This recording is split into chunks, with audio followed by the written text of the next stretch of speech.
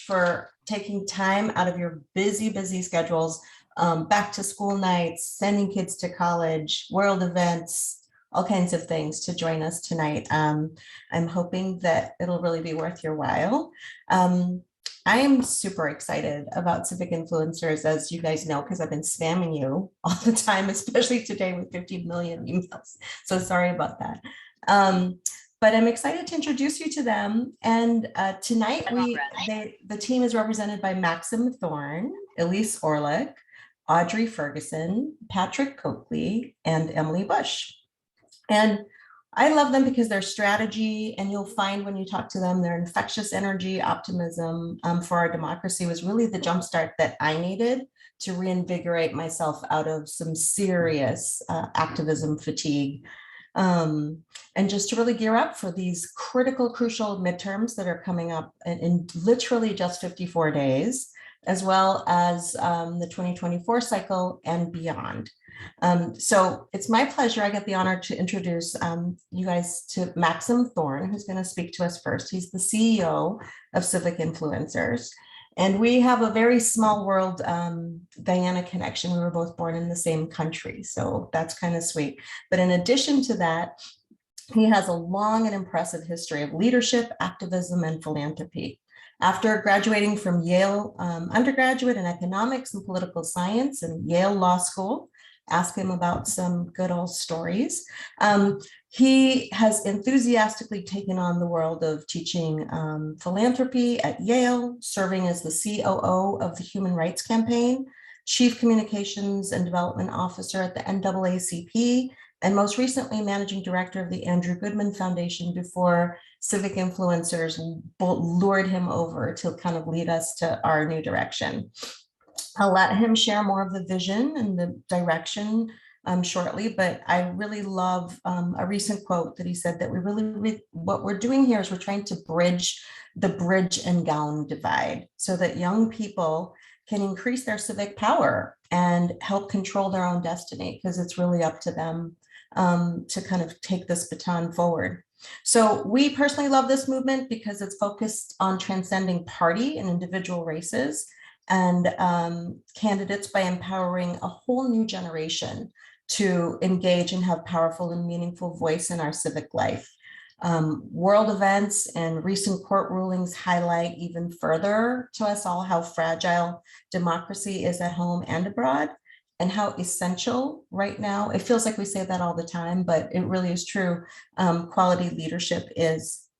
So if, like me, you have never won an argument with a Fox News viewer or have been burned by donating too much money to some high-profile campaigns, or really worry about what the future of our country, our democracy is, and what legacy we're leaving for our kids, I hope that you're going to find Civic Influencers to be a more scalable and winning strategy to approach our elections and voting. So without further ado, I want to introduce you and welcome you with Maxim Thorne. Thanks. Thanks, Nadya. It is such a thrill. It is not often, in fact, I can't remember the last time, other than the last time Nadya did this, that I had a chance to appear with a fellow Guyanese. And that is key to at least my story, which is my father died when I was 14, leaving my mother with two kids who were teenagers. And we came to this States just the year I was finishing high school. And my mother did not finish high school. And we didn't know anything about the American system. And we lived in a studio apartment when we arrived. And it was a shock, an incredible shock. Guyana, and maybe still is in large part, was a failing state, very difficult. And that's why we came here. That year was such a dramatic change because we had no connections, we had no money. Each of us, like a lot of fellow immigrants and West Indians, had 5 jobs. But I'll tell you a story, a picture of one day in my life. It would start at 2 a.m. at Bank of America, opening credit card statements with a letter opener and taking out the checks and filing them so that people would pay it. That went until I think 5 a.m. And then I would have a nap, and then I would start my next job, which was as a teller at Chase Manhattan Bank on the Upper East Side of New York. And that would finish when they closed at 3 p.m. And then I would go to Macy's department store at Herald Square and work in the basement. And then I would have another job on the weekends, which is moving furniture in Brooklyn. My entire salary per week was $125. And I thought this was the worst year of my life, and I would prefer to die or go back to where I came from. But an amazing thing happened, which is that I met the most incredible American people. There was a store next to Chase Bank called B. Dalton Bookstore, which some of you might know. And I went in there and I spoke to the woman who was selling books. And you know, we became friendly, and she directed me to the college section and also pointed me to Barron's Guide to Colleges. And it was there that I discovered what would one do to get into college in the United States. The Barron's book was $75. Couldn't afford it when my weekly salary was $125. But it told me I had to take this thing called the SATs, which I'd never heard of. And in Guyana, we do not do multiple choice.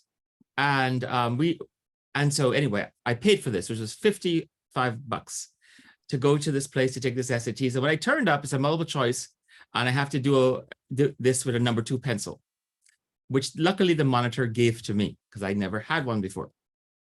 I got my results within a couple of weeks in a format that I'd never seen before, percentiles, because we get A, B, C, and Ds and just had percentiles. So I go back to the bookstore, and the woman advises me how this works and which schools I may be eligible for. Because I didn't have a computer and no typewriter, I hand wrote these letters that went out to various colleges. And very shortly, I started getting responses, which I've saved them all in an album. My first response was, thank you so much. This is an incredible story. Welcome to America. And we wish you well, but Wellesley is a girls' school. We can't accept you. My next letter came again. Welcome to America. You know, we are a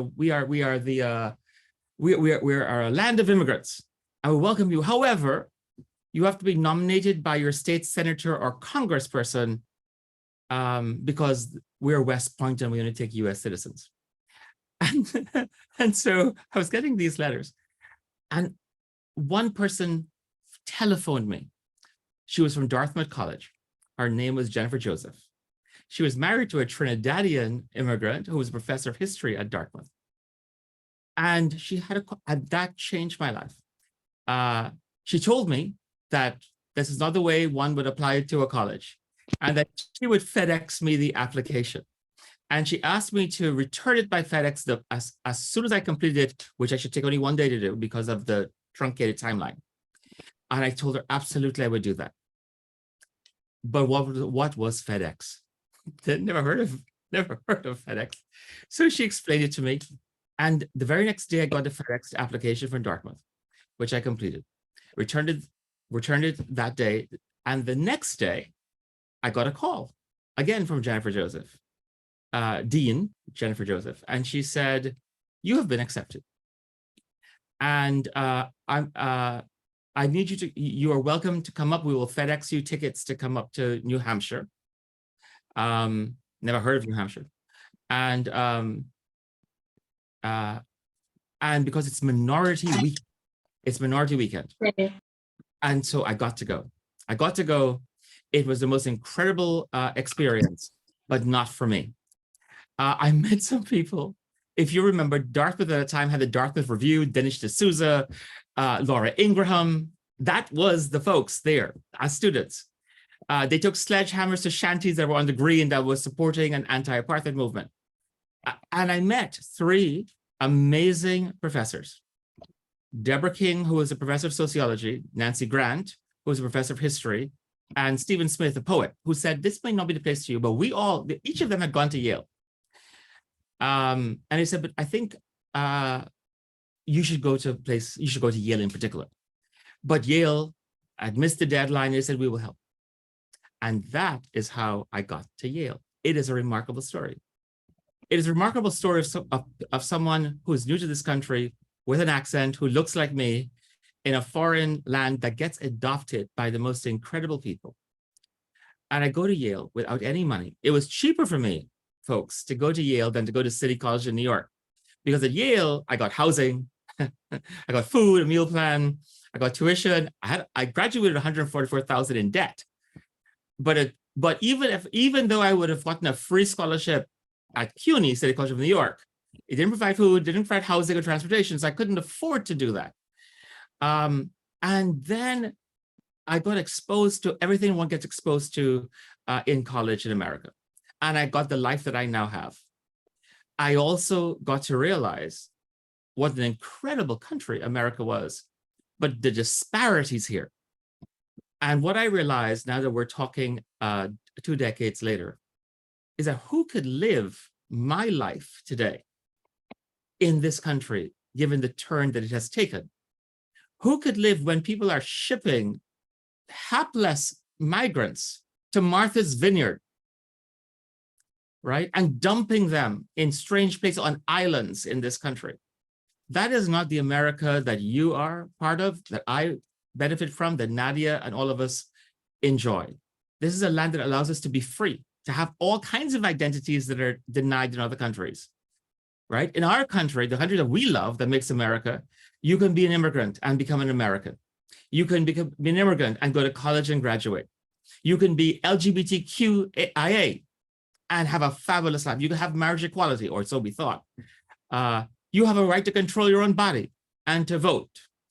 You have a right to be whoever you choose to be. And that is being threatened today. And that is why we do this work, and why I was so thrilled to become the chief executive officer of Civic Influencers.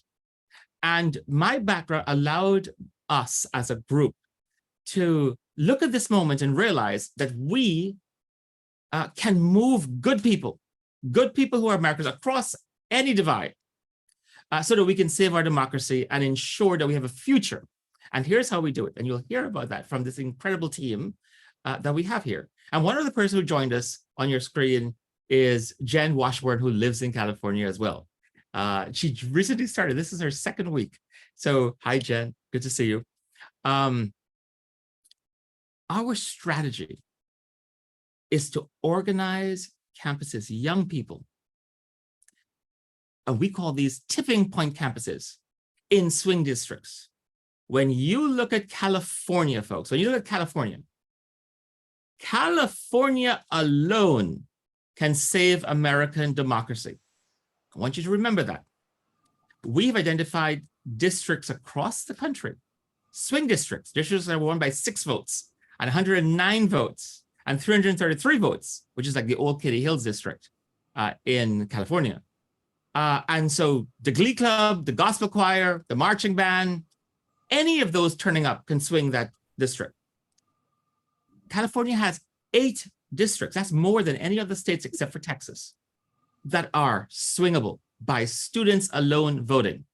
And our secret sauce is that we're organizing students in a way that no one else is, which is year-round, and students at trade schools, which is like beauty schools, massage schools, carpentry, plumbing, community college, which few people and campaigns just ignore, as well as colleges and universities.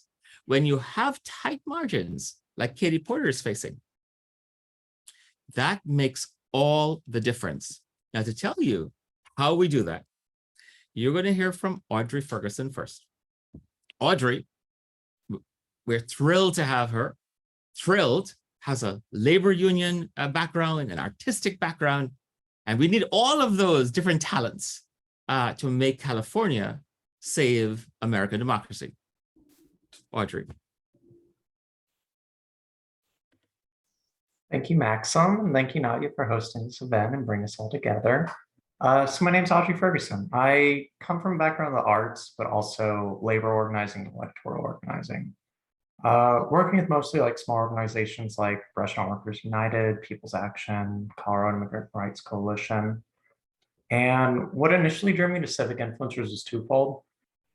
So one part was more long-term, seeing the impact we would be able to have on the folks in our fellowship program, how they would be able to carry these skills going forward as an organizer, but also short-term with how we have a strategic focus and prioritize our efforts in certain localities.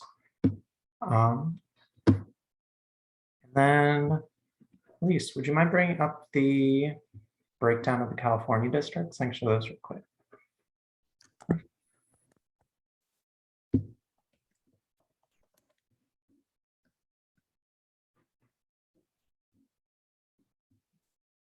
Just one moment. Maxim, are you sharing your screen?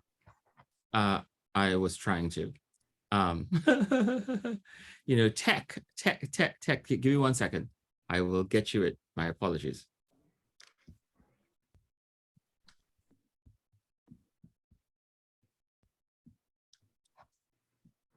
Is this the the chart that we sent out this morning for reference? So Yeah. So here is what Audrey is going to show you. These are our targeted 8 districts. Go on, Audrey. Yeah, and with these, I want you to keep one number in mind. So 4 million. That's how many young people are turning 18 every year in the United States. And those young people, when they're college-age peers, they're going to be the tipping point to save our democracy. We selected these districts because the 2020 races were extremely tight, and even after redistricting, we know even a marginal increase in the student voting population in these districts, especially with community colleges and trade schools, are often overlooked. It'll be a game changer. So I want to make sure to create space. And does anybody have any questions on these numbers? So here is some math, simple math. There are 244,000 students in these 8 districts. You'll see we put the margin of victory. So you'll see like in Katy Hills district, right? I'm sorry, Katy Porter's district, California 47. That used to be California 45. That's the 3rd row from the bottom. See that? She won by 28,000 votes. Everyone is out to get her. The student population, after you had your redistricting, is now 88,000 students that were never organized because they're new, community colleges and so forth. That is a game changer. What you see in the second to last column are the number of funded, trained, hired civic influencers that Audrey supervises and trains that will be in that district, which would be 44. So when you look at, so it's 166 across all 8, we only have to lose 5 districts, folks. We have to lose a net of 5 to lose control of the House if you're pro-democracy. 5. Our organization is about how do we always net 5, no matter what. How do we win where we can win? And that's what Audrey is doing. And so our math and what it will cost us is $497,000. That's $2 a student. $2 a student to ensure that we hold the line and we flip enough districts to save our democracy. Go on, Audrey. Yeah, and speaking more to our program, I mean, we recruited talented students as well as just young folks in their community at large. Year-round, we train them in organizing and advocacy. We help them develop an action plan for how they engage with their community. And they mobilize in their campuses in elections and the democratic process, no matter which way they vote or their peers vote. So they engage in actions like tabling other students, helping them register to vote, canvassing their campus to turn out the vote, helping folks navigate the absentee ballot process and meeting with elected officials in their community, being able to communicate which issues are important to them. They also work to address more structural issues. So on the campus, working with the administration to do things like bringing a polling location to their campus, making their student ID, voter ID compliant, things of that nature. Our students receive a stipend of about $2,250 for a full year, and that includes expenses and more. And I mean, with that, I want to give an example of 3 civic influencers currently working in California 45, so Katy Porter's district. They are working to recruit and train resident assistants, RAs, on their campus so that they'll be able to register their peers and get their peers to get out to vote. This is incredibly important. The RA is a very critical position for folks who are staying in student residence as well as freshmen on these campuses. They act as a critical point of contact for navigating just the university space as well as navigating like the new social dynamics, and they have influence over hundreds of students and can be a fundamental relationship for all these folks. So this work doesn't happen alone. Our Civic Influencers Coalition built to expand their reach and bring others to action. And sort, I mean, like we have to do enough to win where we can win and increase the youth voter turnout in order to save our democracy. So we need to invest urgently. And I'm going to pass it off to our Chief of Organizing, Advocacy and Learning, Patrick Copeland. Excellent. Thank you so much, Audrey. And thank you, Nadya, and everyone. Thank you, Nadya, for hosting us and everyone for attending today. My name is Patrick Coakley. I'm the Chief of Organizing, Advocacy and Learning, and I have the pleasure to coordinate the team that includes Audrey of state organizers that work directly with our young civic influencers on the ground and help really bring the leadership and mentoring to bear that helps them amp up their civic voice. I was originally raised in the South. I'm a third generation historically Black college grad. I graduated from Howard University. And in addition to being Black and from South Carolina, I'm also a person with a disability. Why am I telling you about all of these particular identities that I carry? And it's mostly because of this. The values of these communities intersect not just in me, but in all of the work that I've had the pleasure to do. In each of these spaces that I've been in, they've encouraged me with the values of service and of mentoring. And the same values that I got from my grandfather, from my father, from attending Howard University, from all of that engagement are the same values that drive us at Civic Influencers. The idea that if you have information and knowledge, you share it. If you can lend a hand to help someone, improve their situation, you lend that hand. And so it's really exciting to be working not only with Maxim and Audrey and the entire team, but also with all of you to continue that purpose. As the Chief of Organizing, Advocacy and Learning, I get to work directly with colleges and national partners as we institutionalize civic engagement, make sure the lessons that Audrey is talking about, the things that she's learned on the ground, become an integral part of our strategy. Here are some of the things that we're doing based on what we've learned so far. First is we work with tipping point campuses and swing districts to build a campus culture that respects engagement, build strong partnerships with not just administrators, but also with all the students, with the staff, really making it so that they understand the importance of civic engagement. We call this mobilizing the margins. Now, when Audrey was talking about engagement with resident advisors or RAs, this is a perfect example of this. This is not only a positive practice that happens in California and makes it so that the schools and districts that Audrey are working with sort of works a little bit easier and you have a bigger network. It does do that. But what it really does is it basically seeks to create a broad amount of engagement with the campuses. It makes a community that values civic engagement and values the idea of their students being knowledgeable about civic engagement. Not just sharing information about voting, but making it a community that values this. Now, we can do this because we're nonpartisan, but also we can do this because we seek to create meaningful relationships. When you're working with historically Black colleges or universities, Hispanic serving institutions, tribal colleges and community colleges, it takes relationship building, as we used to say in South Carolina. It takes courtship in order to move towards this success. Now, because of that, because we're also willing to build these relationships and work, we're also looking at trade schools, vocational schools, tech schools, to identify students who are deeply connected to their communities, but have rarely been asked to do any sort of civic engagement. We really, really want to make sure that we are creating inclusive communities. Now, what does an inclusive community mean, especially now in 2022? For us, inclusive communities means communities where we are making sure that we reinstate the rights of young women to choose, and that they are able to be treated as full members of society.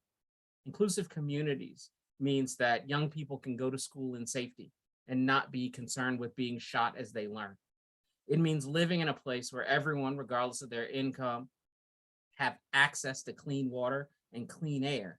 And most importantly, it means a place where everyone, regardless of their identity, is Black, brown, LGBTQIA, disabled, or indigenous, have access to their civic power. One of the things that we think about a lot is that oftentimes the story about young people, especially, is that they're apathetic. They don't care about civic engagement of their communities because they're too busy with their TikToks or with their social media. But our engagement, as well as the data that we've collected, tells us this is not the case. Young people care deeply about the issues affecting them, affecting their country, their communities, but they've been ill prepared to access the tools they need to participate.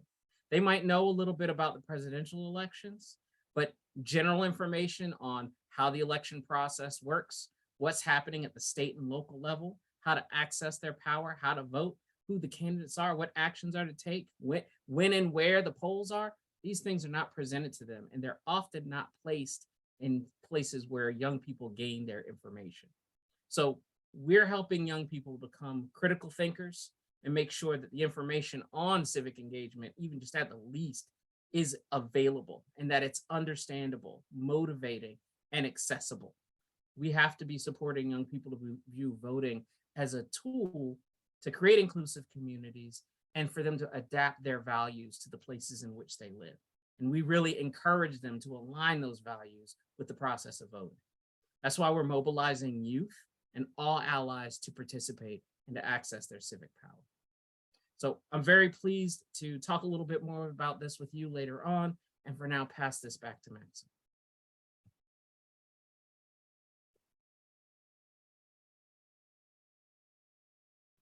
Maxim, you are Thanks, muted. Maxim, you're on mute.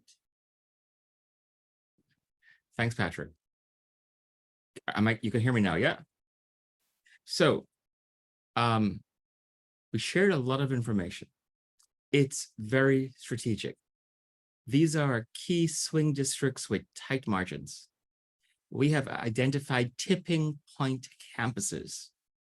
We have done incredible research on what interventions work with young people and micro-targeting young people. It is a different message. It's a different way of organizing when you're dealing with, say, Mexican-American young people, or the Black diaspora of young people, the Latinx diaspora of young people, or white lower-income young people, or upper-income young people who go to a school like UC Santa Cruz, or young people who go to a community college, or young people who are studying to be a beautician or a massage therapist.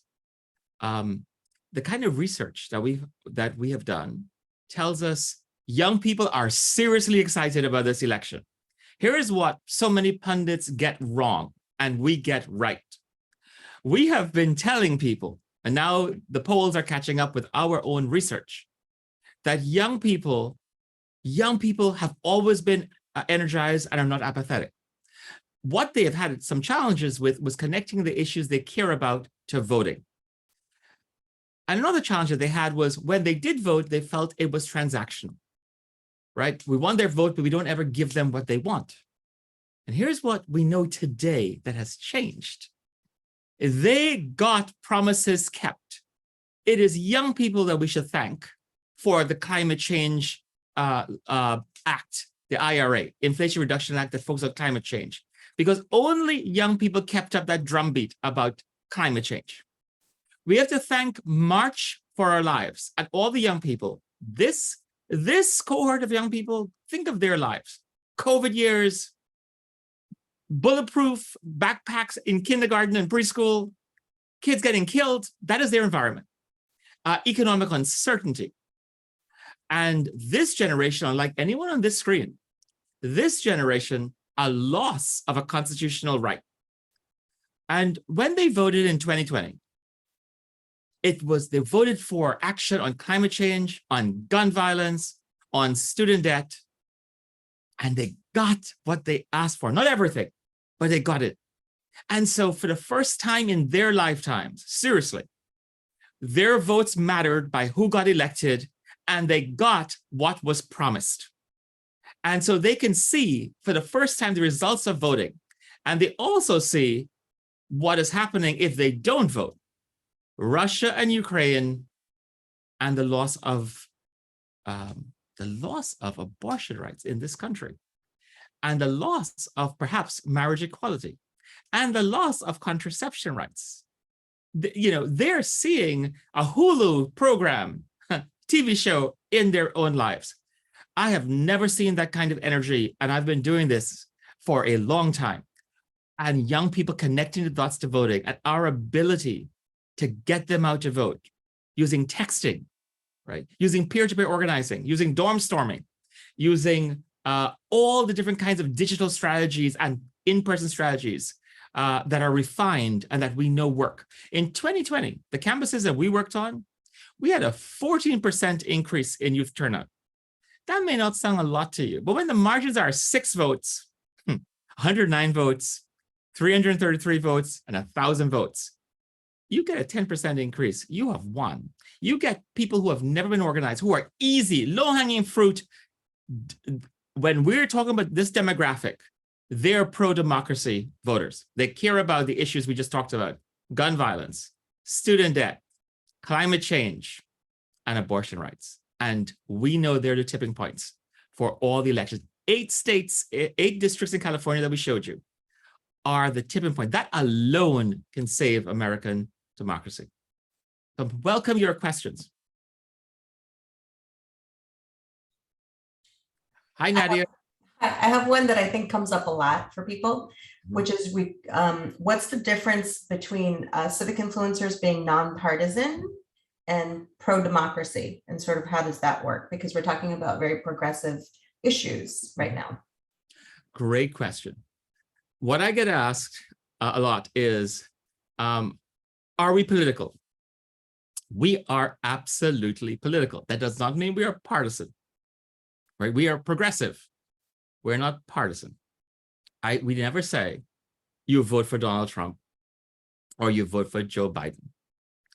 We do not endorse candidates or anything like that.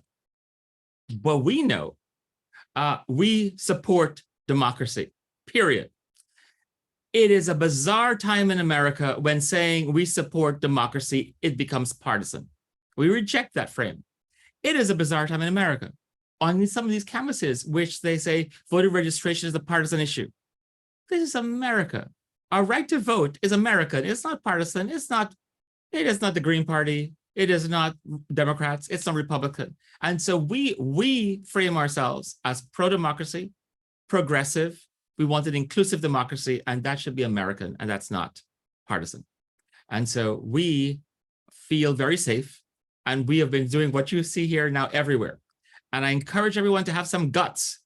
I just met Congressman Ryan recently, this week actually, who made this remarkable win. And it takes guts and courage to say what is American and not be framed as this is partisan. It is not. It is political for sure. But America is a political country. Voting rights in the Constitution are parts of political acts. What makes us American? It is not what makes us partisan. It's what makes us American. I hope that answers your question, Nadya.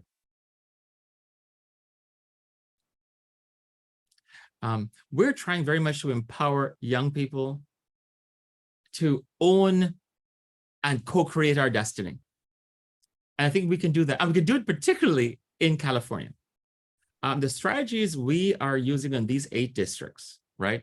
And I've shared with you, $2 a student is what we are trying to make happen, right? $2 a student. 244,000 students will cost us $497,000. They're, unlike other organizations that you have heard of, we don't start in September and end on November 8th. Our organizing is year-round. It is year-round. If there's anything we have learned from the right, is that there is no off year. There is no cycle, right? Last year, we had the most voter suppression laws we have ever had, over 400 voter suppression laws targeting young people. We've had campuses gerrymandered so that students can be a voting bloc. Our young people are there year-round being trained, being organized, so that they can participate in down ballot elections, statewide local races for the mayor, and of course, races for Congress and the Senate and the governor and so forth. These 8 campuses, these 8 districts, and the tipping point campuses we've identified, and the student populations which you see here, that we are organizing at those tight margins, that alone can save American democracy. Audrey told you, remember the number 4 million. 4 million 17-year-olds turn 18 this year. That means there are 8 million young people who were too young to vote in 2020's election. We organize 18 to 29-year-olds. Let's think about that. At these margins, they can flip the districts young people want to flip and hold the line on districts that young people want to hold the line on. That alone can save American democracy. And when Nadya tells me to, I want to share a highlight of what we're going to be doing in October with these 8 districts that I think will thrill you. First, Kathleen has a question in the chat. Can you read it, Kathleen or Elise, because I can't see. Elise, Sure. yeah. Sure, I can. Given how hot these swing districts are in terms of national attention, I'm curious about whether you're collaborating or coordinating with any peer organizations to both ensure that pro-democracy potential voters are seen and approached without overwhelming them, and also overspending in a district. Absolutely. Audrey will, so part of Audrey's massive tool belt is working with unions, dining hall workers unions, student unions, graduate student unions. But let me share with you, Kathleen, I would welcome the problem you just described. We have no competition, unfortunately, I say, for trade schools, massage schools, beauty schools. They are ignored. We have almost no competition for community colleges. They're ignored by campaigns and by other folks who are involved in getting out the vote. What we have said, and there are a lot of reasons. There are a lot of reasons, including race, class, gender, and so forth. We are not promising that we can turn out 1 million students. What our strategy is, we can turn out at the margins folks that everyone discounts and no one spends the money to organize. It is easy to organize Berkeley and Stanford, incredibly easy. That is not our target. That is not our target. So we do coordinate. We coordinate with the NAACP. We coordinate with the Black Church. We coordinate with various kinds of the Latin diaspora and so forth. Patrick could go into detail and Audrey could go into detail, but I do want to make it very clear. This has been the problem of our democracy. One, young people being ignored as a general rule, and particular young people who would be the most pro-democracy voters, young people who attend community colleges and trade schools and some of the other schools. That's where we are doing, and we don't have much competition, Kathleen. Audrey, do you want to add? And Patrick, do you want to add? Because I do think a major part of Audrey's task is coalition building for the point that you raised, Kathleen. Audrey? Yeah, and I mean, I really want to highlight the margins part. So like most electoral campaigns don't target young people, largely because they don't have a voting history. If someone hasn't turned out in like the past 2-3 elections, they're not having a door knock, they're not getting a text or a phone call. These are the folks we're mobilizing. Those are the folks we're talking to and targeting. We do also coordinate with other organizations in the community. Say we're trying to get involved with the districts, we're reaching out to faith-based organizations, unions, community groups. We're not just talking to the campuses, we're trying to get involved and talk to the rest of the community as well. And talking, like literally talking. Our frustration is that we now have a divide in this country between folks who have only known one kind of politics, which is supporting candidates. And what Nadya said, building a movement of young people that is not transactional. Political campaigns are still, you hear it all the time. I heard it this week when I went to listen to these various candidates. We will be buying TV ads. We have money for TV ads. The New York market is so expensive. California's media market is so expensive. Any of you have kids or grandkids? You think they're sitting down watching Fox and MSNBC on television? Seriously. So if that is your strategy for turning out young people, you are ridiculous. Forgive me. That's what I feel like saying to Adam Schiff, who I adore, and saying to all the other people, saying, you are going to talk about margins and getting out young people to vote, and you're talking about TV ads and cable TV ads. Our strategy does not rely on TV ads and buying media in New York or California, even it is about the kind of granular peer-to-peer, face-to-face, and also using texting and other things that young people use to communicate. That is a shift that has yet to happen at the fundamental level with political campaigns and with the other things that people are doing. And it is tough. It is hard work, and no one wants to do it. We're doing it because at the margins, if you get out the Glee Club, the gospel choir, and the marching band, you have won that election. And who else is working on the Glee Club, the marching band, and the gospel choir? And if you get them out at the community college, which no one has ever organized, at these margins, you will flip that. You hold on to the line or flip that district. That is what we want everyone to know. And if you actually invest in these young people, you don't have to be talking about what is happening with working class voters in Scranton, Pennsylvania. There is no heavy lifting for this age group around climate change, abortion rights, LGBTQ equality, gun violence. There is no tension over an inclusive democracy in which all of us are respected. This is low-hanging fruit if we got over how we communicate and how we organize young people. And you should feel so optimistic, because if you look at what I put in the chat room and what Patrick referred to, mobilizing the margins, you will see how passionate young people are about the issues that will swing this election and of which they can celebrate. Climate change, abortion rights, not celebrate, but you know they can change the outcome of that. Gun violence and student debt relief. Joe Biden in the national poll, that we just did, and you will see his approval rating jumped 6.6%. Now let's understand that his approval rating increased by 6.6% because of what he did in student debt relief. 20 million people got their student debt wiped off entirely. 45 million people will have some relief. And if you were a Pell Grant recipient like me, you got a Pell Grant, you have $20,000 removed from your day. It is like a breath of freedom and opportunity. And young people are connecting that with voting.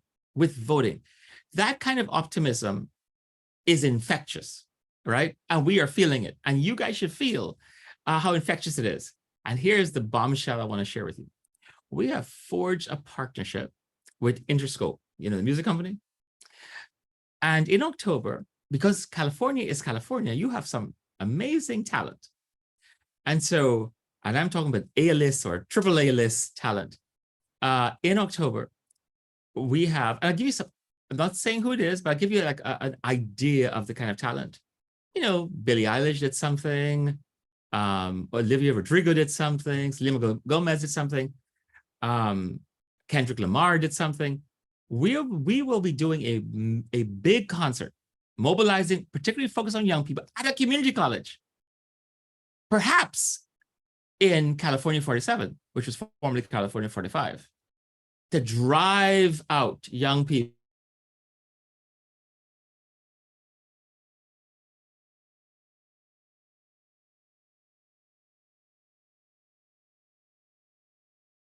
NBC at an ad or Fox at an ad. Hi, Jen. Hi, I just wanted to see, I'm new enough to this that I wanted to see if Patrick or you could touch on sort of the way that the issues are driving the young people forward. I was so struck by the data that we have about the Supreme Court decision and how radically that shifted the pendulum in terms of priority issues for young people. And just give a little bit more of a sense, because we've talked about engagement in terms of, being in the community and relationships. And I just thought maybe you could speak a little bit to that issue, one of you. Sure. Jen, I think and this is Patrick again, I think one of the things that's interesting is, like I talked about, there is this sort of almost overarching discussion about young people and apathy. But the reality is that they care and are even more passionate, I think, especially following the Roe decision. Our data that we've collected, as well as conversations on the ground, have shown us that, especially following Roe and following all the things that go out there, they are very much interested and engaged and want to really take charge around issues like we talked about: reproductive justice, climate change, the issues with the economy, creating accessible spaces. These are all important to them. What's missing, however, are the tools and resources for them to do that, and for that information to sort of get down. It's not like when I was, in high school or even in middle school, where it's you could get all your information from, the McLaughlin Group or the McNeil-Lehrer NewsHour. There aren't very many pundits, setting up shop on Instagram and on TikTok. And so there's really been a gap that's been created where young people aren't learning the basics of civics. They aren't learning where they can find information on their candidates. But the funny thing is you talk to them for 5 minutes, that hunger is there. So it's really imperative that we use our resources to dig in. And the data, even here in the Mobilizing the Margins piece, really speaks to what happens when you can make that real connection. So here's a data point on this, what you're seeing on your screen, that Patrick is referring to. This captures a moment in time. We are doing ongoing surveys, but this captures a moment in time when Justice Alito's draft opinion got leaked on May 2nd. On the left, you'll see how young people had ranked their priorities in terms of the issues they cared about. And you'll see, after May 2nd, a phenomenon. Do you know that young women did not have abortion rights in their top 5? And young men certainly didn't either. After the Supreme Court leak, it moved up significantly. It moved up 5 points for young women. So it became in the top 5. For young men, not old men, for young men, it moved 13 points. There's a big difference, folks, that we know between young men, 18 to 29, and other age groups of men. They are exactly where young women are on abortion rights. And that is across color. That means young Black men, young Latin men, young Asian men, young white men. That may be different for older men. So when you hear these pundits on television or cable news talking about only women, women are mobilized, but young men and young women are also mobilized. And you have to do that kind of micro-targeting and messaging. So you don't alienate, but you actually encourage movement on the issues they care about. And so we have this, what you're seeing on your screen, around climate change. Who are the diehard, we want climate change regulations? Gun violence, racial justice, we have it around everything. And those are the things when we are communicating on TikTok, on Instagram, and face-to-face, we're talking about issues that they care about and in a way that's digestible to them. And that will resonate. Maxim, can you guys also speak to the ways in which civic influencers and the organization help combat voter suppression, specifically targeted towards young people? Yes. And this is why we desperately need your support because of what I'm about to show you, the institutional challenge, and why it's not just the stipends, which is $2,250 that we pay to our student organizers to organize their campuses. But we also found this phenomenon that you're seeing on your screen now. There are 13 data points on the left, right? 13 data points that we know help young people come out to vote. Having a polling site on campus, early voting polling site and a polling site. And what do we have the right doing? Florida banned polling sites on college campuses until we sued them in my previous organization, and we won. Deliberately trying to disenfranchise young voters. Getting a polling site within walking distance of the campus.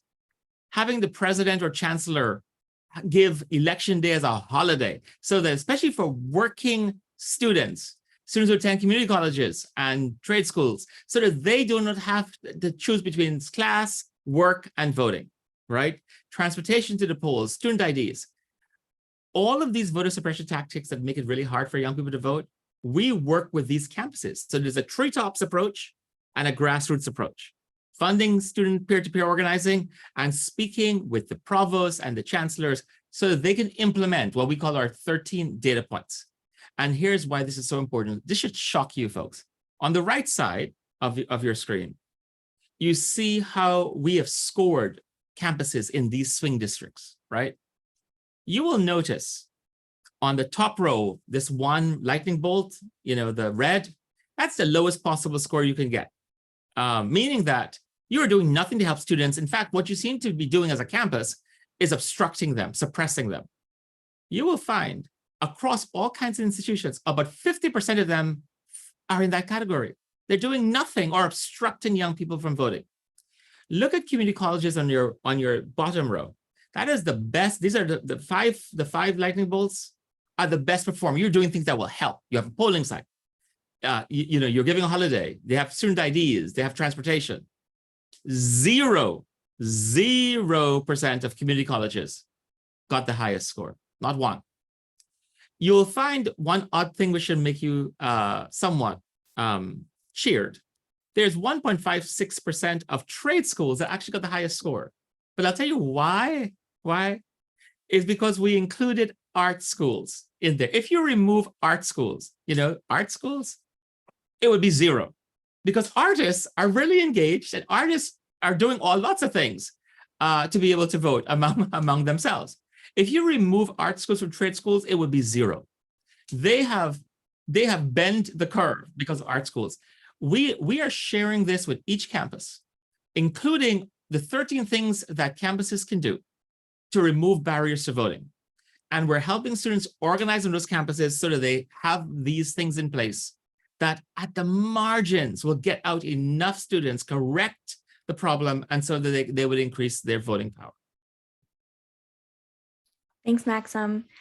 We have a few more minutes left to address everyone's questions, but I want to be sure before you all have to head back to your busy evenings that I let you know how you can get involved with Civic Influencers. So I'm Elise, I'm a stakeholder advisor for the organization, and I just want to thank you all again for joining us tonight. It was really great to meet all of you and hear your thoughts on our work that we're doing. And a special thank you again to Nadya for co-hosting. Nadya is a great friend of Civic Influencers. Right now, we need more people on the ground in California to hit the goals that you've seen for these key districts. And with just a few weeks until the midterms, we really need those boots on the ground now. But as you know, hiring them will require investment. So you've heard that the magic number is $2,250, which funds a Civic Influencer stipend for 1 full year. And across the state, organizing students in all of our key districts works out to just $2 per student. So for instance, for $10,000, you could fund our organizing in California's 13th district, which is just outside of the Bay Area and is an open seat. If you're in a position to make a larger contribution or would like to set up a one-on-one meeting with our team, we are available, and we will circulate our information after tonight's discussion. But just so you have it now, my email is elise@civicinfluencers.org, and I'll put that in the chat. Additionally, if you can connect us with any foundations or could host your own event, you can also get in touch with me.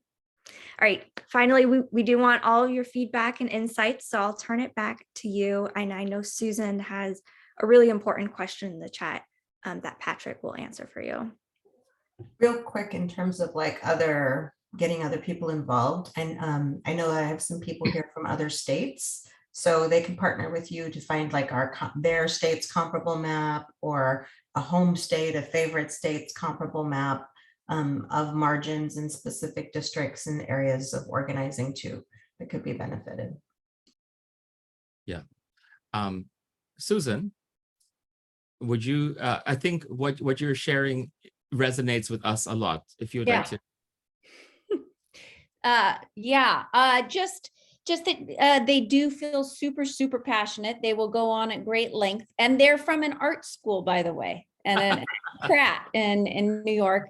And but also feel like, no, there's nobody who has my best interests at heart, that kind of thing. And there's nobody that I could vote for, or the system isn't I press for what that alternative might be, but they don't really come up with any alternative either. And my other one, younger, is just out of community college and is now at Berkeley, and feels similarly, will definitely participate, but feels similarly kind of disenfranchised or not heard. So yeah, that's the feedback I get. Well, and Susan, that's totally valid feedback. And this is one of the reasons why I honestly joined Civic Influencers, because we're not an organization that just gives young people a clipboard and sends them out to sort of go fight crime. I've done that. Audrey's done that. We've all done our grassroots lobbying, but that's not our model. Our model is really about giving the young people the tools and resources they need to make change in the communities that they identify.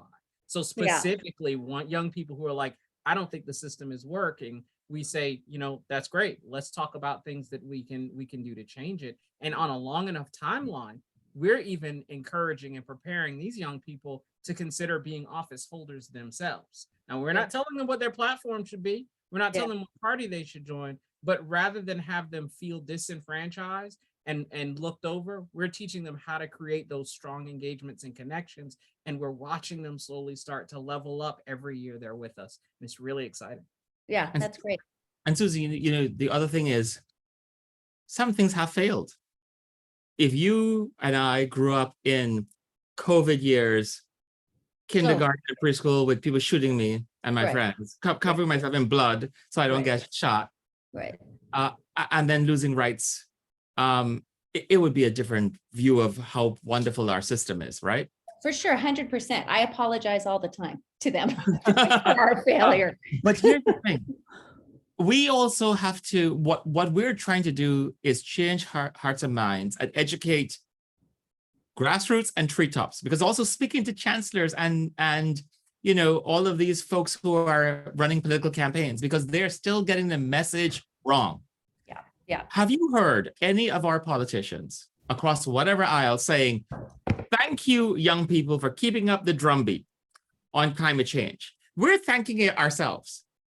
How many people in the boomer generation have had climate change as the #1 issue? You please. We would never have gotten the IRA and climate change legislation, our young people. We should be saying thank you. You made us do it, and we did it. How many of these older generations have been fighting about gun regulation? Decades have passed. Since 1992, we didn't have gun regulation. It's young people, March for Our Lives.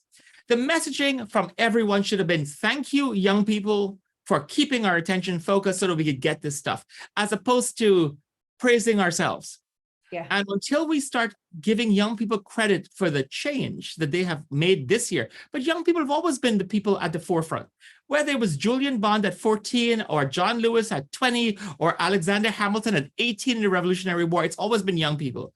We need to change if we're going to save this democracy and have young people help own it and vote for it. You have to start involving them and thanking them. And that is why there is one young man who won, Val Demings, Val Demings, the congresswoman who was part of the impeachment trial, who's running against Marco Rubio in Florida. 24, he won that primary, that the seat she's giving up. 24, Gen Z, Uber driver, Black Latino immigrant from Cuba. He won. That is like a gift from God to show young people you can do it. And you know how we got to start, folks. Let's listen how we got to start. March for Our Lives against gun violence against kids and the slaughter of LGBTQ kids and their allies at Pulse nightclub in Orlando.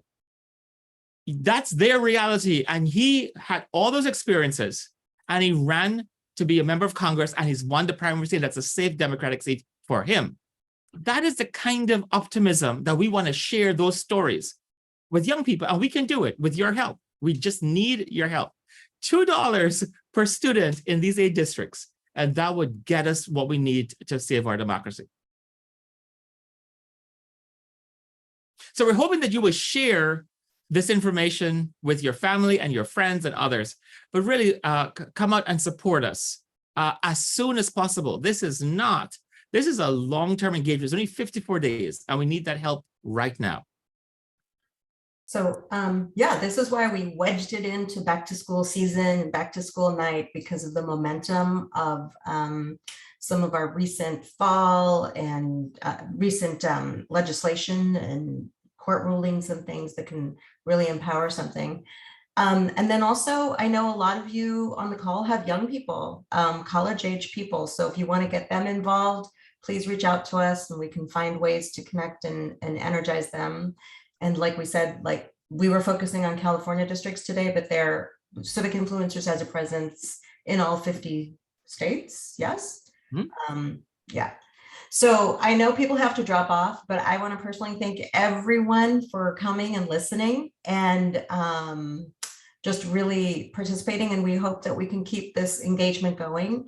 And I just want to throw out for all of these issues, we know that it's a marathon, not a sprint. And so part of what we do here at Civic Influencers is create this that we can still go forward. So we're helping this mature over time with all these generations, the younger generation. So anything you can do, we would really appreciate it. Thank you so much.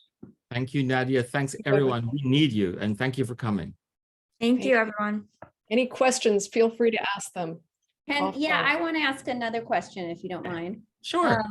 So in addition to, you know, support from us, from the parental, whatever, this generation and stuff, what's the best way to engage, to expose my kids to what you're doing in a way that's not, oh, mom is, you know, on her whatever, you know, campaign of getting us engaged again. So, you know, should I supply you all with their email addresses and they just all of a sudden start getting emails? Or do you have any suggestions as to what that might look like?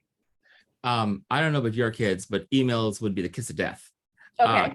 Their cell phone number, maybe, or their Instagram account. So, okay. So to whom would I give that? Please give it to Audrey. Well, depending on where they are, but give it to any one of us, actually, and we will incorporate that and start a socializing process to get them engaged. By the way, to Nadya's point, we have to ramp up to 166 given funding for California. We are looking to have over 500 in the country on swing districts. We are very laser focused.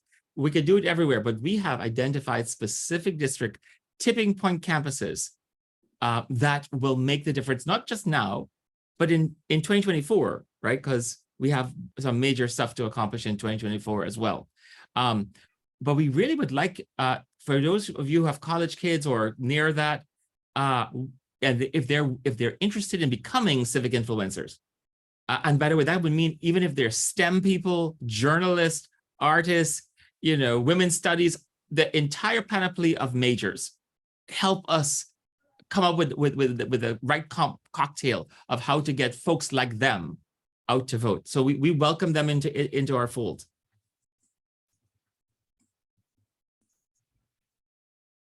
And we're here to answer. Hey, Cece. Night, Cece. Thanks for joining us. Thank you. So we will get the recording of this, right, to share with other people. Yes, you will. As soon as we can get it downloaded and uploaded, probably sometime tomorrow, we'll send it out. You guys are really focusing on the districts with like the swing districts. Like if are there certain like community colleges or areas where you're just hands off because you need all hands on deck somewhere else, or are you sort of across the board? Are you talking about within the district or like across the board? Across California? Like, Wait. do you send your people to like specific places, or are they sort of like somewhat everywhere as well, or? Right. So we focus on we try to hire people where they live, because that's where they're trusted, and they can actually do peer-to-peer organizing. So it's not a scattershot approach. We never leave a campus to move to somewhere else, right? So what happened in redistricting, we had campuses that we were at. After redistricting, some campuses were removed to another district that's not a swing district. We still do that. And we then captured new campuses that were now in the redrawn districts, right? We do not strategically just go out there and do a campus wherever it is, because we just don't have that kind of funding. If we had that kind of funding, absolutely. We've tried to be very deliberate. And here's the strategy. From now to 2024, we've got to make sure that we win enough, young people win enough pro-democracy advocates to hold on to democracy in the House and in the Senate. And we want to make sure that that overlaps with all of the swing states in a presidential election, which is not California. California is really important to save democracy by the House. But we're talking about Arizona, Nevada, Florida, North Carolina, Michigan, Wisconsin, Pennsylvania, New Hampshire. We spend a lot of time making sure that we have a great turnout game, a movement of young people connected to the issues. It's not about connecting to the party. It's connecting to the issues they care about and voting their issues and principles. So that candidates come and go. 400 17-year-olds turn 18 every year. There's always a new crop of young people who are more diverse and more progressive, right? And so we want to make sure that that movement on issues continues. If your kids are like other kids, right, or grandkids are like other kids, you will hear this. They reject labels. They're not binary. They're fluid. They're not Democrat. They're not Republican. They reject all labels. That is this generation. So we don't use those labels. You look at our branding. You're not going to see red, white, and blue and purple. That is not how young people organize themselves or think of themselves, right? And so that's the kind of engagement that we're doing, but always strategic about what will be the swing states in 2024 and what are the swing districts that young people can swing, can tip. There are other ways of organizing, like the NAACP would do, or the Democratic Party, the Republican Party. That is not our strategy. Our strategy is around where can young people exercise their greatest power on the issues they care about. And when the margins are tight, and I keep saying it, the glee club, the gospel choir, and the marching band, or the sorority and the dance troupe, the drama troupe can make the difference, we are there to help them do it. And I think how you come up with those places is you've done a lot of data. We've had the benefit of data analytics that can identify exactly those margins, and even tracking just fresh off of redistricting, right? Which is a moving target. It's hard. So that chart we shared with you is the focus area in California. For example, all of us with San Francisco kids or ourselves, if we want to do some help in organizing, we would probably want to mobilize towards those districts, because that's where the margins are winnable and could make a big difference statewide and nationally, correct? Yes, exactly, Nadya. For folks who are interested in other key districts around the country, so you'll see we've identified to what Nadya just says: California 25, New York 22, Illinois 14, New Jersey 7, Iowa 2, Florida 20, Texas 24. All of these meet our tests of tight margins, and young people can swing these elections, right? And we have an entire map of the country, which I encourage you to look at, that identifies all the places that young people can swing. All these little circles are the districts that we've identified in various places, even Utah, that young people alone can make the difference. And the thing that makes this really interesting for us and for you, if you think of Moneyball wins, right, is that everyone keeps thinking about what's going to do with Lindsey Graham or Susan Collins or Mitch McConnell or AOC or Nancy Pelosi. None of these relate to Nancy Pelosi, AOC, Mitch McConnell, and Lindsey Graham. These are districts that no one has ever heard of, that no one organizes, right? Imagine in the district that was won by 6 votes in Iowa, there are 45,000 young people. And believe it, in this particular area in Iowa, about half of those are students of color on community colleges and trade schools never organized at a 6-vote margin. That's someone's dorm room, cafeteria table that could have swung that district. So we're identifying places that's under the radar. It's not a superstar, but that will five of them will save our democracy. And we can share that. I'm happy to share that with you because all of those need funded, trained civic influencers organizing that to tip that margin. And we could come up with a hell of a bigger net than 5 if people followed the data and the rationale of and believed that young people can do it.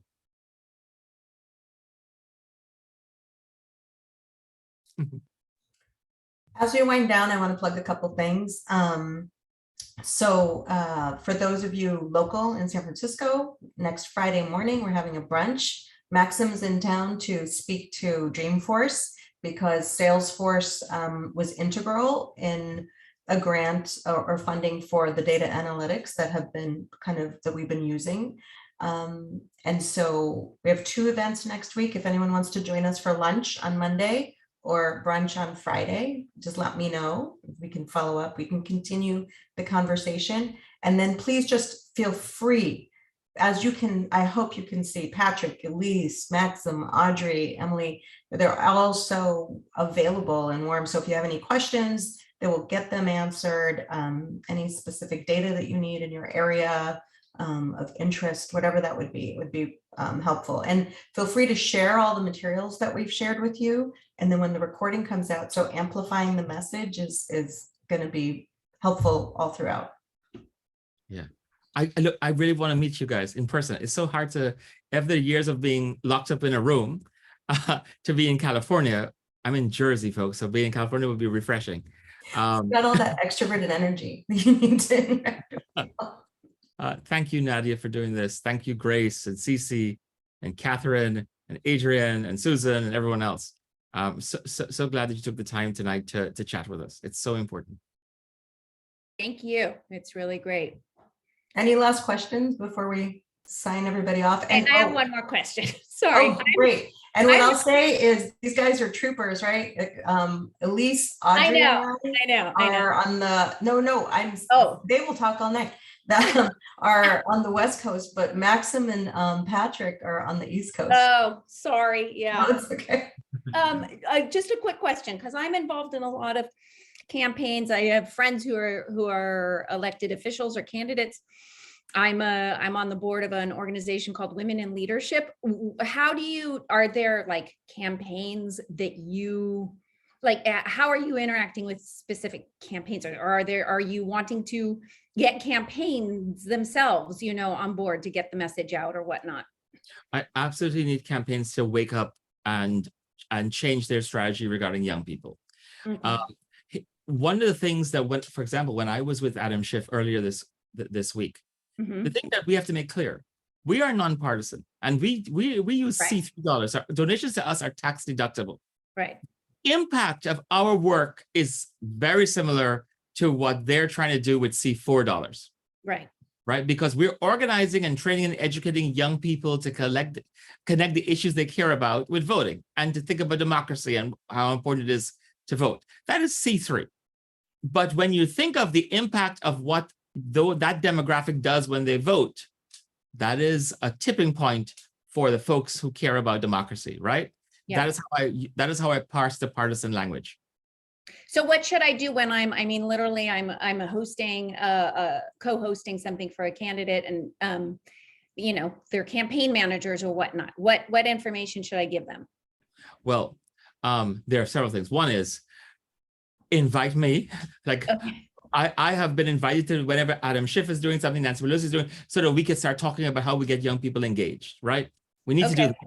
Okay. Also, if we're not there, share that. What are you doing about young people's engagement in this election, and contact civic influencers for some training and some advice on how to appropriately. They think they know what they're doing because everyone is so cocky.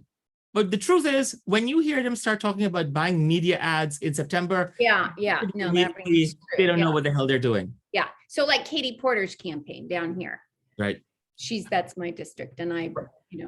Yeah, we should absolutely be more involved in helping her turn out. Sorry, we should be more involved in working with all of the students in her Right. in the redrawn district. That will Right, they're turn trying out. to get UC Irvine engaged and exactly. get a polling place there and all. Exactly. Okay.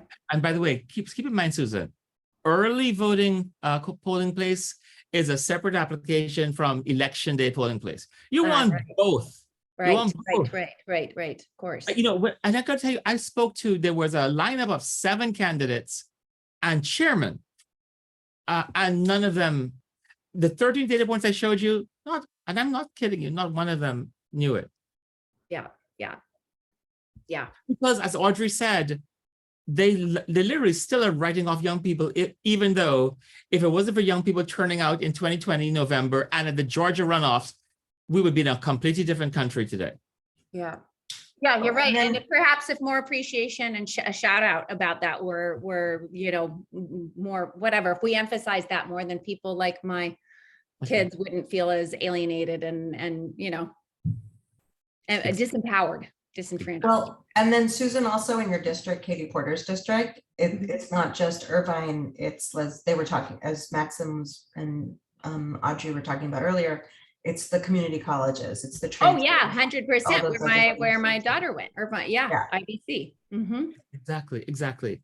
And people just sort of reflexes to the alma mater or to the most prestigious, in their view, school. That is not the secret sauce to winning. Right. Yeah. Although UCI has a really piss poor record of getting voters. So They do. Yeah.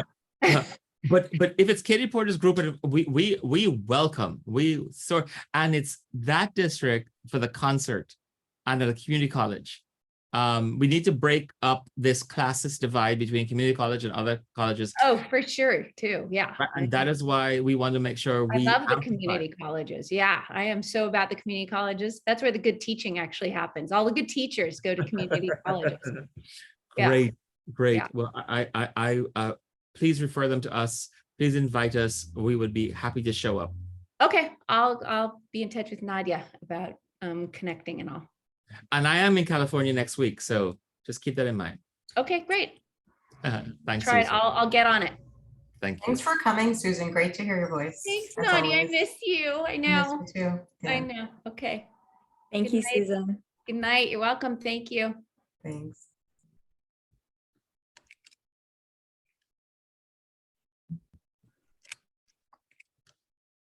Katerina, did you have any questions for us? Hi. No, it's just been very illuminating and very, very interesting. Thank you so much. I really, really appreciate it. Thank you so much. And Have a thank great you, night. Nadya.